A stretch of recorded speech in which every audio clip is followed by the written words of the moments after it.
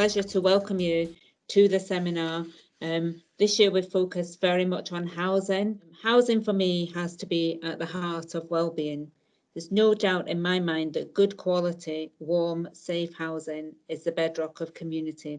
There's some data here around the research included in this table.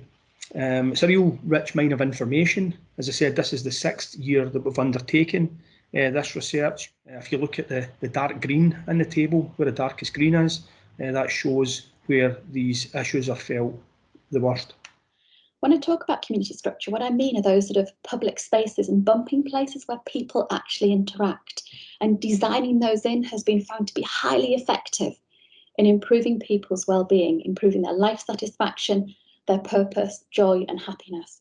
So we're looking at, this is going to be a mixed tenure development, 400 homes with an air source heat pump. So we've got a renewable source, we've got active travel routes, we've got pocket parks, sustainable urban drainage, as well as an underground waste system.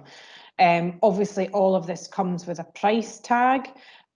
So we are levering in as much sort of government funding and also innovation funding as we can to allow us to properly, to properly deliver this.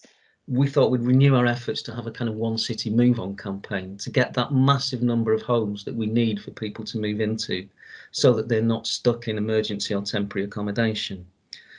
And the big driver for that is obviously the local housing allowance change back up to the 30th percentile, and the Next Steps accommodation programme are both big drivers that will help us to do that.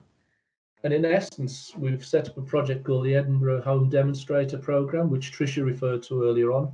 And the aim here is to develop that new business model.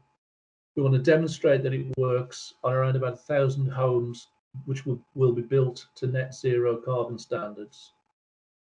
That will inform a wider strategy on the greater use of off-site construction to achieve our net zero ambitions, which will in turn inform how we decarbonise our national affordable housing supply programme. I'm really pleased to say we've been successful in Nottinghamshire in securing a lot of money. I highlighted that 2.3 million in the last 2 years at the start. And we're successful at spending that and delivering the outcomes to tackle rough sleeping. But it has felt like a slog. It's felt hard work. To put services into place at short notice with 12 months worth of funding means that we've got no security for our staff, and with no security for the individuals that those staff support as well, that they'll continue to receive that support beyond the end of the financial year. I'd say it's a truly life-changing project for everybody that was concerned. We created spacious, bright and comfortable homes that they were proud to call their own. But what truly makes this project stand out for me is the level of community collaboration, and that's going to be long lasting. That's certainly going to last 20, 30 years into the future. So the Smartlink Gateway, just a brief insight into what it is. This is a product that's fitted into a domestic dwelling, linking to the fire detection system, enabling the landlord to access data remotely of what's happening within a particular property where this product is installed. So what we've got here is we have mains powered or battery radio frequency smoke alarms installed in the property. We have the gateway unit itself, and then we have a dashboard, a web-based dashboard, which enables the local authority or the housing association to access and view all of their housing stock and manage their assets and see exactly what is going on within a particular property. So what that means is each detector is talking to each other alarm, sending signals between them and to the gateway unit itself.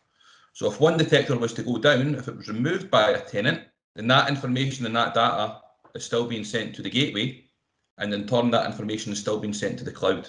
Why should we bother with empty homes work? There are around 130,000 households on waiting lists in Scotland, and it's estimated that 23,000 new homes will need to be built each year to keep up with the growing number of households in Scotland. This was the kitchen and the bathroom at the point of sale, and this is now the end result. So there's obviously been quite a lot of renovations done to the property, externally and internally. The Healthy Homes Dorset pilot project was set up to tackle this issue. And in many ways, it's superficially like many insulation programs that are supported by local authorities and often funded by energy company funding, but it's not the same really under the surface. But here we have some results from the first phase of our trial, and